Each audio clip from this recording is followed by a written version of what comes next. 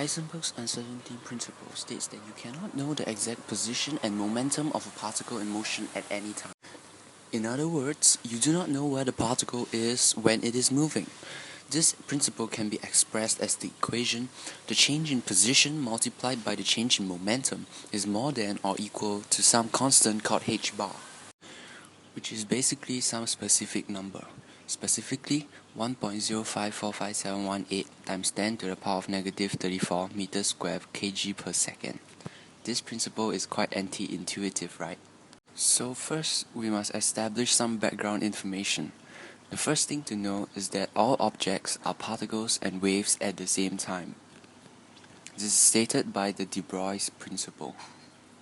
This principle was first put out to the world in 1924 by the physicist Louis de Broglie in his PhD thesis. In fact, your normal daily objects are made of waves too. This revelation was used by Einstein to explain the photoelectric effect, which got him a Nobel Prize in physics. The photoelectric effect proves that photons have particle nature instead of being just a wave. Due to this particle nature, it's able to contact electrons on the surface and provide sufficient energy for it to break free from the surface. These electrons are termed photoelectrons, even though they are basically the same as typical electrons. But that is not the main principle of this video, and now that we have background established, we can now understand why the Heisenberg's uncertainty principle is true. Let's say we have a quantum particle, which is a particle with both wave and particle behavior. Waves, besides containing energy, also carry momentum. Momentum is given by the product of the mass and velocity of the object. Consider this: a large whale has a massive amount of mass. This would imply the whale has a large momentum. On the other side of the equation, consider a bullet shot from a gun. The bullet would have a massive velocity, and this would imply the bullet having a large momentum. Momentum can be found using the wavelengths of the waves.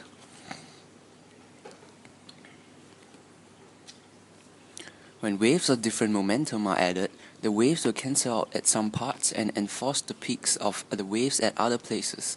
Let's look at one of the peaks. With more waves, the location of the peak gets smaller, and this would mean a smaller area where the particle can be found, thus increasing our knowledge of the particle's position, but decreasing our knowledge of the particle's momentum, where the momentum can be found in any one of the waves.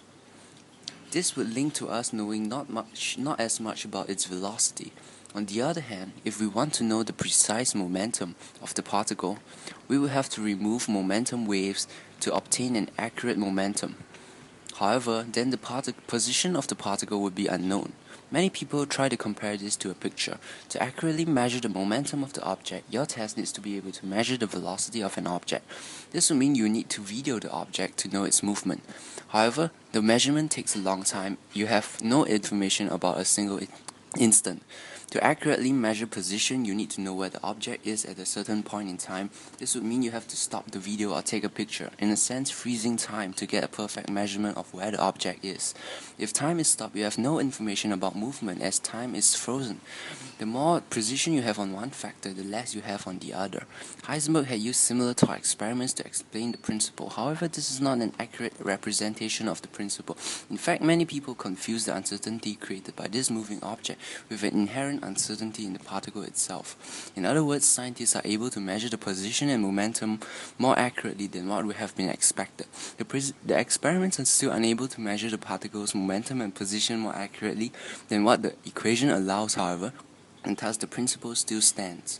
At 0 Kelvin, which is absolute zero, the minimum temperature the world can go to, wouldn't the particle have no energy and thus be at a specific location and have a specific momentum? This does not hold true, however, as there's something called the zero-point energy, where particles are still vibrating at 0 kelvins. This would mean that we would still not be able to find position accurately, and the principle still holds true. To end this video off, here's a joke for intellects like you and I who understand the Heisenberg's uncertainty principle. The joke goes like this: Heisenberg was driving on the highway, but he is stopped by traffic police. Traffic police told him, "You are speeding." Heisenberg replied, "Oh, how fast was I traveling?" The traffic police told him, 120 kilometers per hour, sir." And Heisenberg suddenly exclaimed, "Oh great, now I'm lost." Thank you for watching this video.